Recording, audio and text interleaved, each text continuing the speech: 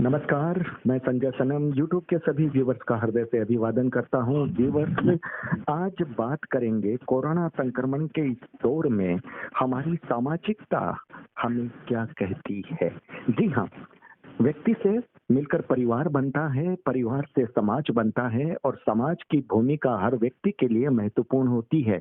जब आपदा विपदा की घड़ी होती है, तब समाज का समूह व्यक्तियों के सहयोग के लिए तैयार रहता है, तभी समाज की महत्ता होती है।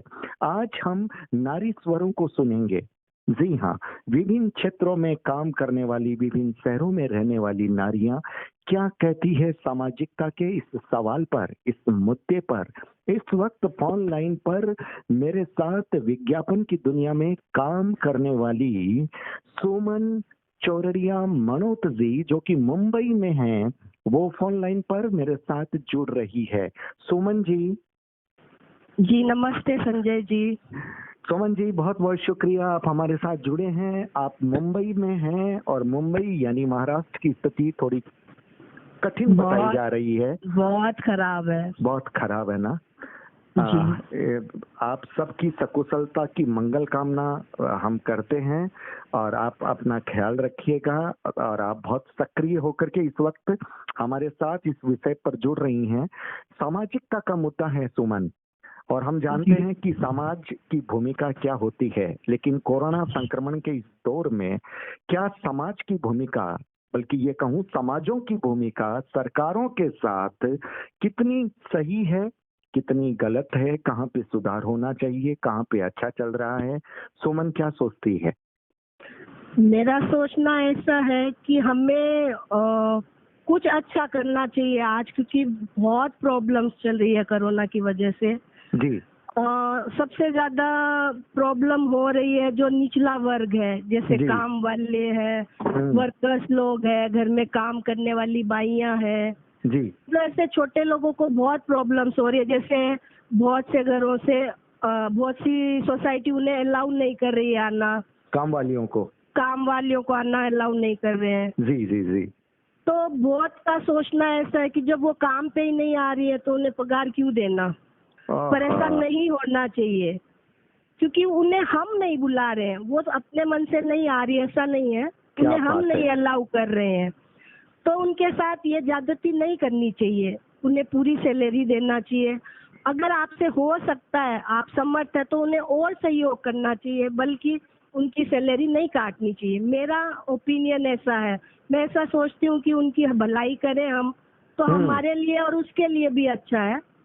बहुत बड़ी बात सुमन, आपने बहुत बड़ा मुद्दा उठाया है। एक महिला होने के बाद आपने बहुत बड़ा मुद्दा उठाया, और मुझे लगता है कि शायद इस तरह के स्वर कहीं आपके कान में आए हैं, तभी आपने इस मुद्दे को छूटते ही उठाया है। सामाजिकता पर बहुत सारी बातें लोग कहते हैं, लेकिन ये छोटी छोटी बातें जो कि बहुत बड़ी बात है, बहुत महत्वपूर्ण बात है, बहुत संवेदनशील बात है, इस बात को सुमन आपने उठाया है। मुझे लगता है कि महिलाओं तक ये संदेश जाएगा, और जिनके मन में दिमाग में ये चल रहा है कि जब काम वाली आ ही नहीं रही तो हम उनको पगार क्यों दें, कम से कम आपको सुनने के बाद वो सोचने के लिए मजबूर होगी और उन्हें प्रेरणा मिलेगी कि नहीं, हमें ऐसा नहीं करना चाहिए। सुमन जी जरूर, बिल्कुल, क्योंकि उनके मिस्टेक है ही नहीं, हम उन्हें अलाउ नहीं कर रहे हैं। जी जी जी जी।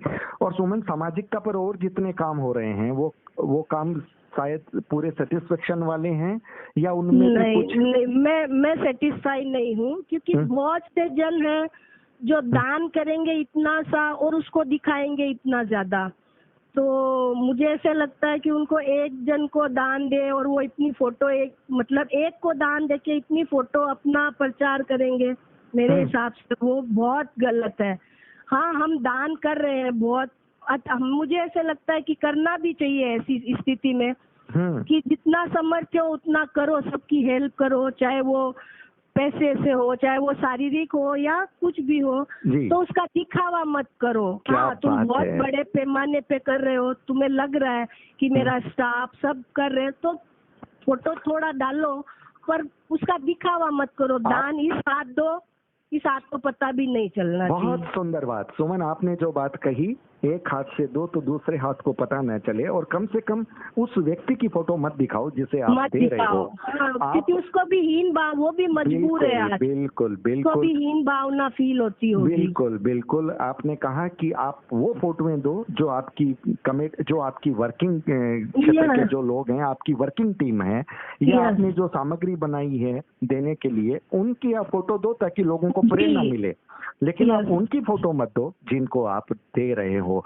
बहुत बड़ी बात सुमन, आपने बहुत संक्षिप्त साक्षात्कार में मुंबई से आपने बहुत 2-3 पॉइंट, बहुत बड़े और बहुत महत्वपूर्ण पॉइंट उठाए। आप हमारे साथ जुड़ी सुमन, आपके लिए बहुत बहुत शुक्रिया। अपना ख्याल रखिएगा, परिवार का ख्याल रखिएगा, आस पड़ोस का ख्याल रखिएगा, और अपने विचारों से लोगों को प्रेरित करते रहिएगा। ये थी सुमन चौरड़िया मनोत, मुंबई से, विज्ञापन क्षेत्र से जुड़ी एक महिला जो बहुत बड़ी बात कह गई। हालांकि छोटी छोटी बातों की तरफ इशारा था, लेकिन वो बातें बहुत महत्वपूर्ण थी सामाजिकता के लिए। बहुत बहुत शुक्रिया सुमन। Thank you Sanjay ji. तो आइए व्यूवर्स, अब चलते हैं नए मेहमान की तरफ। व्यूवर्स, औद्योगिक राजधानी मुंबई से होते हुए अब देश की राजधानी दिल्ली और दिल्ली के से सटे उत्तर प्रदेश के नोएडा क्षेत्र की तरफ चलते हैं, जहां पर एक जानी पहचानी शख्सियत, जी हाँ, नाम से आप वाकिफ होंगे क्योंकि उद्योग के क्षेत्र में भी जिनका अपना नाम है, और उद्योग के क्षेत्र के साथ साथ पर्यावरण के क्षेत्र में निरांजली ब्रांड के रूप में जिनका बहुत बड़ा काम है। जी हाँ, मैं सारिका बाहेती जी की बात कर रहा हूँ, जो इस वक्त फोन लाइन पर हमारे साथ हैं। सारिका जी। हेलो। सारिका जी। जी नमस्ते। नमस्ते, आवाज सुनाई दे रही है? जी बिल्कुल। सारिका जी, शुक्रिया आप हमसे जुड़ी हैं। और सबसे पहले तो ये बता दीजिए कि आपके नोएडा के क्षेत्र में कोरोना की स्थिति कैसी है? जी, सबसे पहले तो आभार व्यक्त करती हूँ आपका कि इस कोविड और लॉकडाउन के टाइम पे भी आप अपना फर्ज पूरा अच्छे से बकायदा निभा रहे हैं। शुक्रिया। तो ये आपने जो टॉपिक भी जो लिया है बहुत इम्पोर्टेंट है जी। क्योंकि अभी सभी लोग इससे इतने ज़्यादा अपसेट हैं क्योंकि ये चले ही जा रहा है, इतना थोड़े से दिन और ये करते करते हम 31 मई तक पहुँच रहे हैं। जी। तो ये जो सामाजिकता का जो आपने पॉइंट उठाया है बहुत इम्पोर्टेंट है क्योंकि इसी से ही हम इस स्थिति से उभर सकते हैं। बिल्कुल बिल्कुल। तो यहाँ पे हम लोग का उत्तर प्रदेश में स्पेशली गौतम बुद्ध नगर जो है वो रेड जोन में है मेजरली, और बाकी कुछ एरियाज हैं जो कंटेनमेंट जोन्स हैं। तो उसकी वजह से हालात जो है बहुत ज्यादा एकदम जैसे कहेंगे कि कुछ समझ नहीं आ रहा है कि करें तो क्या करें। बिल्कुल बिल्कुल। काम भी चलाना है, खुशी खुशी चलाना है, चाहे घर हो या आपका ऑफिस वर्क या कुछ भी हो, जिसका भी जैसा भी काम है, बट घर और बाहर दोनों का बैलेंस बनाना है। तो सबसे पहले तो ये काम नारी बहुत अच्छे से कर सकती है, और इसीलिए हम नारियों से ही बात कर रहे हैं क्योंकि नारी हमारे देश में शक्ति स्वरूपा है। और आज मैं नोएडा की एक शक्ति स्वरूपा से बात कर रहा हूँ। सारिका जी, ये बताइए, सामाजिकता के संदर्भ को अगर सारिका बाहेती डिफाइन करे, उसे परिभाषित करे आज के दौर में, इस विकट स्थिति में, तो किस तरह से परिभाषित करेगी? परिभाषित तो जी हमारी गवर्नमेंट ने कर ही दिया है।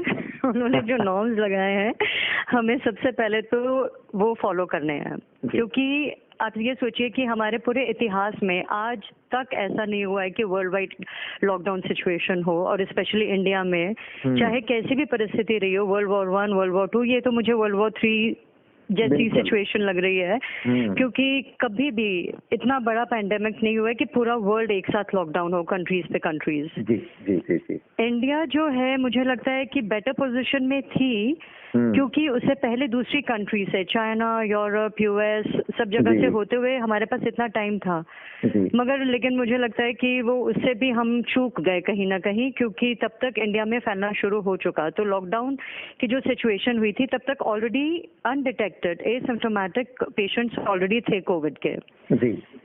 तो सबसे पहले ये बहुत ज़रूरी है कि हम इस चीज़ का जो इम्पोर्टेंस है, इस सिग्निफिकेंस को समझें, क्योंकि गवर्नमेंट ने अगर लॉकडाउन किया है तो कुछ सोच समझ के किया है।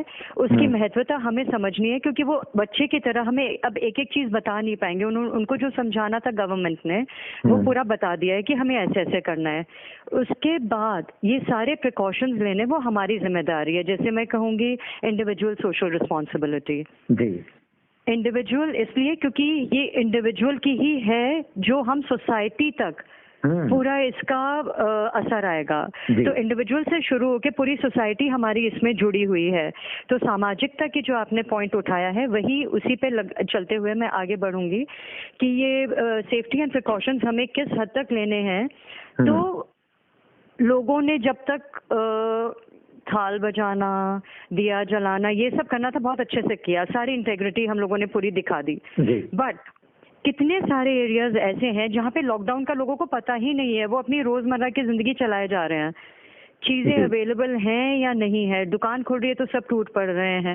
तो कहीं ना कहीं यहाँ पे हमारे मैनेजमेंट की भी कुछ कमी रही है, और कहीं ना कहीं लोगों की जैसे इग्नोरेंस कह लीजिए, तो वो इस बात को जागरूकता, एग्जैक्टली, तो वो जागरूकता ही इतने लोगों में, इतने समझाने के बाद भी, नेशनल टीवी पे और इंटरनेशनल न्यूज में आने के बाद भी लोगों में अगर जागरूकता नहीं फैली है, चाहे वो कोई भी सेगमेंट्स हो। मैं ये नहीं कह रही हूँ कि एक पर्टिकुलर सेगमेंट की जो अनपढ़ है, मैं बोल रही हूँ जो पढ़े लिखे हैं वो भी कितना फॉलो कर पा रहे हैं। वो हमें भी सब न्यूज़ पढ़ते हैं, सब लोगों को सबका पता है कि कौन कितना फॉलो किया। इसी वजह से आज इतने केसेस कि हमारे इंडिया में भी 1 लाख से ऊपर केसेस हो गए हैं कोविड के पॉजिटिव। बहुत बड़ी बात आपने उठाई है कि पढ़े लिखे मतलब समझदार लोगों की नासमझी भी देखने को मिली है। लोग जानबूझकर सड़कों को देखने के लिए जाते हैं कि लॉकडाउन कैसा चल रहा है, बिल्कुल जैसे कोई सैर सपाटे के लिए निकले हैं। ये भी बहुत खबरें आ रही है। आपने बिल्कुल सही बात कही है सारिका जी। कुछ लोग तो ठीक है इनक्विजिटिव होके सैर सपाटे पे निकल गए, ये मुझे आपसे पता लगा है, लेकिन मुझे जो और इन्फॉर्मेशन है कि जो हम न्यूज़ वगैरह पढ़ते हैं कि जिन लोगों को सोशल गैदरिंग के बिना उनकी जिंदगी नहीं चल पा रही है, उन लोगों को लोगों से मिलना है, ड्रिंक करना है, या वो सोशलाइजिंग या पार्टी जैसे भी, तो लोगों का मुझे ये समझ नहीं आ रहा कि अभी इस टाइम जान प्यारी है या सोशलाइजिंग ज्यादा जरूरी है। सो मुझे ये समझ नहीं आता कि चाहे कोई भी सेगमेंट रहा हो, चाहे लोअर क्लास, मिडिल क्लास या अपर क्लास, जिसमें भी आप समझें, मुझे ये कंसर्न है कि लोग अगर इसमें अगर जिम्मेदारी दिखा देते तो आज हमारे ये तो 1 लाख से ऊपर तो सिर्फ डिटेक्टेड केसेस हैं, कितने सारे तो अनडिस्क्लोज गए होंगे क्योंकि कितने लोग तो चेक ही नहीं कराते होंगे, या जिन्होंने चेक कराए हैं वो इस हद तक खौफजदा हो जाते हैं कि वो आगे बताना नहीं चाहते किसी को। जो एंड कुछ लोग तो इसी बात से डर जाते हैं कि गवर्नमेंट हॉस्पिटल्स में क्योंकि जिस तरह का अरेंजमेंट है, पता नहीं हमारे साथ क्या होगा, कैसा होगा, तो वो अगर तबीयत खराब भी है तो भी वो नहीं बताना चाहेंगे, टेस्ट कराने में डर रहे हैं मजबूरी से। जी जी, बिल्कुल सही बात कही आपने कही है जी। और हमारे पास तो हम ये बहुत खुशकिस्मत हैं, लकी हैं जिनके पास भी घर हैं। हम ये शिकायत करें कि हमें बाहर जाने को नहीं मिल रहा है तो ये हमारी बहुत मूर्खता होगी, क्योंकि कम से कम हमें इस बात का तो ग्रैटिट्यूड होना चाहिए, हमें ग्रेटफुल होना चाहिए कि हमारे पास छत है जहाँ पे हम सिक्योर सेफ रह सकते हैं। जिन लोगों के पास अभी मजबूरी है कि जो लोग अपने घरों से दूर थे, चाहे वो लेबर क्लास हो, डेली वेज लेबर हो, जो अपने स्टेट से निकल के दूसरे प्रदेश में थे, तो वो उन लोगों के लिए कितना मुश्किल हुआ है। उनके पास कोई फैसिलिटी नहीं थी, ना पैसा था, ना कोई पब्लिक ट्रांसपोर्ट इस तरह का था कि वो जा पाए। कितनी मुश्किलों से उन्होंने कैसे जुगाड़ किया होगा मुझे ये समझ नहीं आ रहा है। तो फर्स्ट ऑफ ऑल हमारी जो रिस्पॉन्सिबिलिटी है वो उनके तरफ भी है कि अगर आज हम अफोर्ड कर सकते हैं तो हम जितना अपना पॉसिबल है ऐसे लोगों की मदद करने के लिए अपना हाथ बढ़ाएं कि उनको एटलीस्ट इतनी परेशानी ना हो कि वो उनको कुछ समझ ही नहीं आए और वो इतने हताश हो जाएं जिंदगी में। बिल्कुल, परेशानियों को कम करने की कोशिश होनी चाहिए। हम परेशानियों को पूरा खात्मा न कर सकें, लेकिन हमारी जितनी पावर है, जितनी क्षमता है, उस आधार पर अगर हम लोगों की परेशानियों को कम करते चलें तो मुझे लगता है, जैसा कि सारिका जी आप कह रही हैं, सामाजिकता की परिभाषा यहीं पर स्पष्ट हो जाती है। जी, कोई खास बात सारिका जी जो आप कहना चाहेंगी हमारे व्यूअर्स से? जी बिल्कुल। नीरांजली जो मैं पर्यावरण के लिए जो एक एनजीओ चला रही हूँ, उसके तहत हमने बहुत राशन ऐसे लोगों के लिए वितरण किया है। ऑफ कोर्स सारे सेफ्टी नॉर्म्स मेंटेन करते हुए कि जो डिस्टेंस मेंटेन करना है और मास्क और वो सब प्रिकॉशंस लेते हुए हम लोगों ने खूब सारा ration Zomato feeding India project के साथ मिलके किया है जी। और अलग अलग क्षेत्र में तो हमारे पास जो जोन था यूपी दिल्ली एनसीआर वाला वो हम लोगों ने कवर किया जी। फिर उसके अलावा मुझे ये लगता है कि कई लोगों को जो सेल्फ डिसिप्लिन इस दौरान में भी देखा गया कि हमें वितरण करने में भी दिक्कत आई थी। सच कहूँ तो उस टाइम लोग ऐसे इतने लाचार थे, इतना टूट पड़ते थे कि हमें बहुत मुश्किल होती थी। कुछ लोगों का रिएक्शन आता है अलग अलग लोगों के से जो हमें दूसरे एनजीओ से मिलता है कि लोग वो उनको ये लगता है हम उनकी मजबूरी नहीं समझ रहे हैं, तो उनका ऐसे नेगेटिव रिएक्शन नहीं आना चाहिए। उनको ऐसा समझ में आना चाहिए कि ये डिस्टेंस मेंटेन करना सिर्फ उन्हीं के लिए नहीं, उनके परिवार वालों के लिए भी जरूरी है। आज हो सकता है वो झेल जाएं, यंग हैं वो झेल जाएंगे, लेकिन अगर उनके घर में बच्चे हैं या बूढ़े हैं, अगर वो नहीं झेल पाए तो हम सब इन सब चीजों कोविड के विक्टिम्स हो जाएंगे। तो हमारे ऊपर ये बहुत ज्यादा बड़ी रिस्पॉन्सिबिलिटी है जो समझदारी के साथ हमें निभानी है। मतलब कितनी और कई लोग होते हैं कि जैसे अब गवर्नमेंट का एक स्टेप था जो मुझे पसंद नहीं था पर्सनली, वो ये था कि जो लिकर शॉप्स खोली थी। बिल्कुल बिल्कुल बिल्कुल। हेलो। लेकिन उनको खजाना भरना संजय जी, आप सुन पा रहे हैं? जी जी, उनको खजाना भरना था ना। हेलो जी, सारिका जी लाइन कट गई थी, आवाज सुन पा रहे हैं? जी मैं सुन पा रही हूँ। लास्ट कौन सा पॉइंट था जो जहाँ पे लेकर की जो शॉप खुलने वाली बात बोल रही थी? हाँ, आपको पसंद नहीं था, बहुत सारे लोगों की आपत्ति थी, लेकिन सरकार को अपना खजाना भरना था। जी, तो खजाना भरने के लिए और बहुत सारे तरीके थे जो सोशल डिस्टेंसिंग का नॉर्म रखते हुए हम कर सकते थे। मैं 2 वजहों से इसमें मुझे ऑब्जेक्शन था। नंबर 1 कि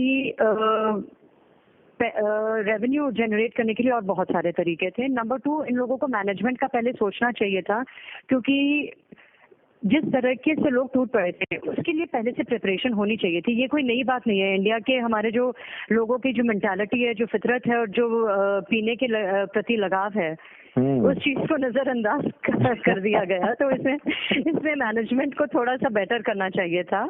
और तीसरा पॉइंट मुझे ये लगता है कि रेवेन्यू जनरेट करने के लिए जो हेल्थ के लिए सही नहीं है वो चीज खोलना मुझे समझदारी नहीं लगी।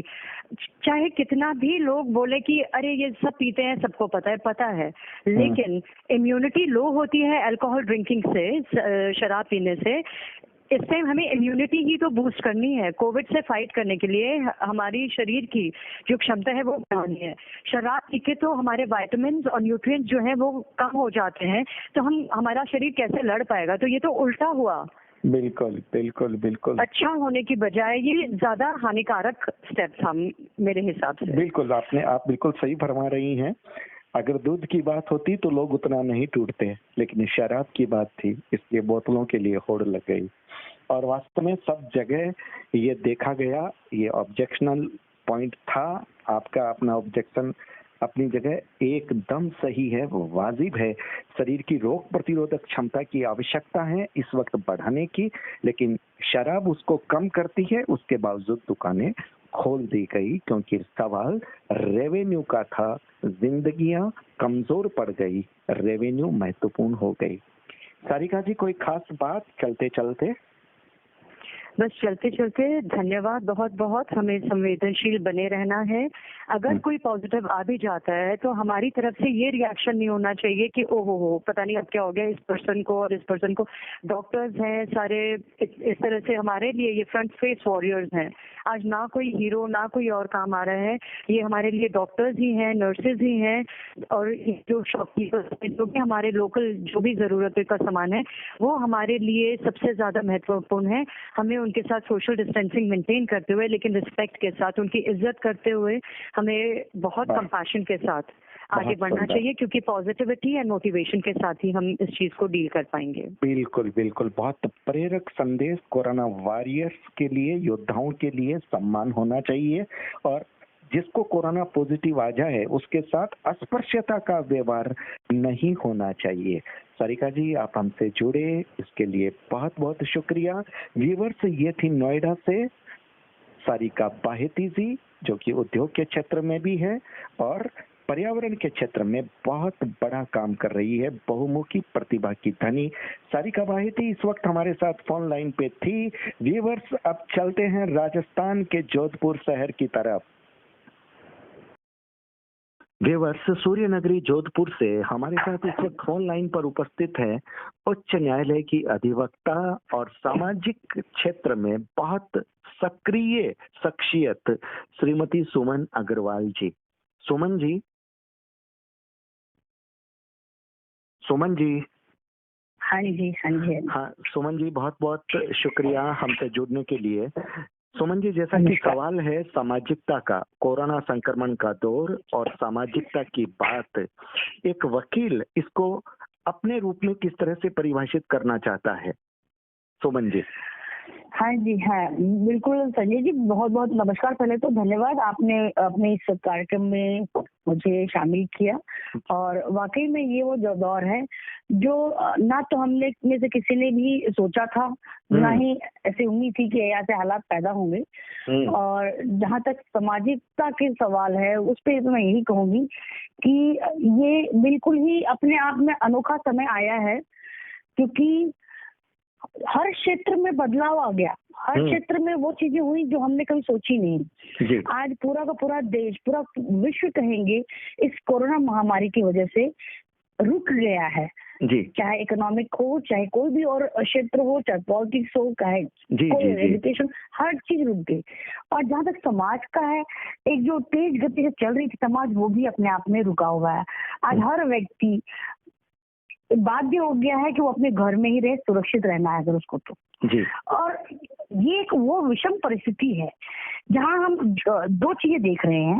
एक तरफ तो हम ये देख रहे हैं कि इस लॉकडाउन की वजह से, ऐसी परिस्थितियां जो उत्पन्न हुई इसकी वजह से पूरा देश एक हो गया, यानी कि उसका पूरा वो परिवार लगभग हर घर में हर परिवार एक होकर के एकजुट होकर घर में रहने लग गया जी। तो उनमें आपसी एक प्यार की भावना भी आई है। हर एक दूसरे को जो समय नहीं दे पा रहे थे वो समय देने लग गए।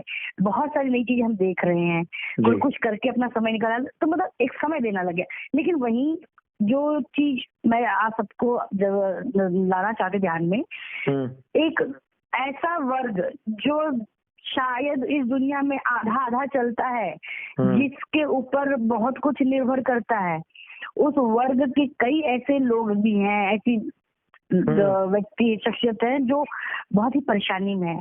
जी हाँ, मैं और किसी की नहीं, स्त्री जाति की बात कर रही हूँ, स्त्री की बात कर रही हूँ, जो पूरा संभाल तो रही है बागडोर, लेकिन कहीं ना कहीं आज वो पिस भी रही है इस लॉकडाउन के समय पे। और उसका कारण मात्र हमारी सोच है जी। इस लॉकडाउन का जो हम दूसरों के लिए तो समझते हैं कि वो चाहे तो कुछ भी कर सकते हैं, एक औरत होती है वो सब कुछ काम भी कर रही है, लेकिन शायद कहीं ना कहीं कुछ ऐसे घरानों से भी समाचार आते हैं, ऐसे फोन कॉल मेरे पास आने लगे हैं जहां वो बहुत बेचारी मारपीट होती है, उसके साथ में डोमेस्टिक वायलेशन, हाँ घरेलू उत्पीड़न इतना ज्यादा हो गया है, डोमेस्टिक वायलेंस इतना बढ़ रहा है जिसका कि बता नहीं सकते, उनकी व्यथा नहीं बता पाती है। क्योंकि क्यों मैं वकील हूँ और शायद इस सामाजिक क्षेत्र में भी जुड़ी हुई हूँ, गूगल रोशनी नाम से मैं प्लेटफॉर्म मेरा चलता है, तो और जिसमें कि हमने एक नंबर वगैरह भी दे करके लोगों को आग्रह किया था कि अगर किसी में महिला को कोई भी परेशानी होती है तो वो हमारे से आके मिल सकता है। ऐसी परिस्थिति में मैं जब ये मौका मुझे मिला है कि मैं दूसरों की मदद कर सकूं, महिलाओं तक पहुंच डायरेक्ट तो नहीं पहुंच पा रही हूँ, शायद इस माध्यम से ही मैं उन तक अपनी बात पहुंचाना जरूर चाहूंगी कि कृपया करके वो समाज के जो लोग हैं, क्योंकि हमारे पास इस समय हर क्षेत्र, हर समाज की महिला तो हर समाज में है, चाहे ब्राह्मण हो, चाहे क्षत्रिय हो, चाहे कोई भी जाति हो, कुछ भी हो, हर क्षेत्र में महिला तो है ही है। और शायद कहीं ना कहीं विडंबना ये है कि महिला की कहानी जो है और सभी जगह एक जैसी है, सभी जगह ऐसा होता है। और तो सबसे बड़ी बात सुमन जी ये है कि अभी कोरोना संक्रमण की वजह से वो महिला अगर घर से बाहर निकल करके अपनी बात को कहीं कहना भी चाहे, कहीं शिकायत भी करना चाहे, तो वो भी नहीं कर पा रही है। ऐसे में आपकी गूगल रोशनी और एक वकील के द्वारा जो सहायता हो सकती है, मुझे लगता है वो महिलाओं के लिए बहुत हेल्पफुल होगी। बिल्कुल बिल्कुल बिल्कुल, इसीलिए मैं इस बात पे भी जोर दे रही थी संजय जी कि ये वो समय है जब मैं और कुछ नहीं भी कर सके तो भी हमारे पास ये मेरा गूगल रोशनी का जो एक प्लेटफॉर्म है, जो एक माध्यम है, मैं समाज के उन सभी लोगों से जो अपने समाज के नामचीन लोग हैं, जो समाज में एक जगह रखते हैं, उन सबसे मैं करबद्ध निवेदन करना चाहती हूँ कि अगर कुछ ऐसी परिस्थितियां आई हैं जहां महिला उत्पीड़ित होने के बावजूद भी ना तो पुलिस की मदद पा रही है, ना कोर्ट कचहरी के कोई चक्कर उसको लगाने पड़ने की नौबत आ रही है, और वो कर भी नहीं सकती। उसके पास एक ही मार्ग है कि वो घर में ही कुड़कुड़ के मरे या उन सारी परेशानी झेले। ऐसे में मैं आग्रह करती हूँ उन सभी समाज के लोगों को कि वो आगे आए और वो या तो मुझसे जुड़े, मैं जो नंबर दूंगी उस नंबर पे या तो कॉल करें, और हम अगर कोर्ट कचहरी थाने न जा करके अपने लेवल पे ही, घर पे ही, सामाजिक मदद से ही उनकी परेशानी को दूर कर सके, तो इससे बड़ा समाज को हम कुछ और योगदान नहीं दे सकते। क्योंकि ये अपने आप में बहुत बड़ा कार्य है, क्योंकि ये एक व्यक्ति मानव जाति का सेवा है। हम हर दूसरे सेवाएं तो कर रहे हैं, लेकिन ये जो पीड़ा है, ये मन की व्यथा है, ये हम तो इसी तरीके से कर सकते हैं। समाज अपना योगदान इस तरह से दे सकता है कि वो या तो मुझसे जुड़ जाए और बताए, ताकि हम जाके उनसे मिलने, उनकी मदद कर सुमन जी, मैं मुझे लगता है ये काम ऐसे होना चाहिए। आप तो एक वकील भी हैं और एक महिला हैं, इसलिए महिला के दर्द को आप बहुत अच्छे से समझते हैं। बहुत अच्छा हो सभी समाज के लोग, विशेषकर आप जोधपुर से हैं, तो कम से कम जोधपुर की तकलीफ ही अगर दूर हो जाए तो भी बहुत बड़ा काम होगा। सभी समाज के लोग, जो गणमान्य लोग हैं, वो आपसे संपर्क करके अपना नंबर दे दें, और फिर कोई भी महिला उस समाज की अगर आपके पास आती है, उसकी शिकायत आती है, तो आप उन गणमान्य लोगों को सूचित करें कि वो उनके परिवार से संपर्क करके उस महिला की जो तकलीफ है उसको दूर करें। क्योंकि ये समाज के जब गणमान्य लोग कहीं बात उठाएंगे, कहीं बात कहेंगे, तो उसका चाहे संकोच की वजह से ही असर क्यों ना हो, वो असर होगा और उस महिला को सुरक्षा मिलेगी, उसका स्वाभिमान बचेगा। बिल्कुल, बस ये बिल्कुल सही आपने फरमाया। मैं भी यही चाहती हूँ। आपका फोन नंबर अगर आप बोल दें। बिल्कुल बिल्कुल, मेरा फोन नंबर, जिसपे मैं चाहूंगी कि किसी को जरूरत पड़े तो कॉल करें। नंबर लिखिए, गूगल्स रोशनी। व्यूअर्स ध्यान से सुनिएगा, गूगल्स रोशनी। और महिलाएं ध्यान से सुने, जोधपुर के आसपास रहने वाली महिलाएं, अगर आपको किसी भी तरह की डोमेस्टिक वायलेंस, घरेलू हिंसा, घरेलू उत्पीड़न की तकलीफ आ रही है, इन नंबर पर आप सुमन जी से संपर्क करें। यह नंबर सुमन जी आप एक बार दोहराएं। हाँ जी, 9982 हाँ जी 9982 324 आसान सा नंबर है। 9982 324 हम डिस्क्रिप्शन में ये नंबर दे देंगे, आपके लिए आसान रहेगा काम। और सुमन जी ने बहुत, तो मैं चाहती हूँ मेरी बहनें मुझ तक पहुँचे अगर जरूरत पड़ेगा, और अगर मैं उनकी ये मदद कर दूं तो मुझे इससे ज्यादा बड़ा सौभाग्य अपना नहीं महसूस होगा। बिल्कुल, बहुत ये अपने आप में एक बड़ा कार्य है, बहुत बड़ा काम है। और सुमन जी आपने वो बात बताई है। संजय जी एक और चीज, वो महिलाएं जो मुझे इसके कांटेक्ट करें या कुछ भी मदद मांगे, तो वो ये चिंता छोड़ दें कि उन्हें मैं जो राय दूंगी, ये जो मशवरा होगा या जो सलाह होगी, वो निःशुल्क है।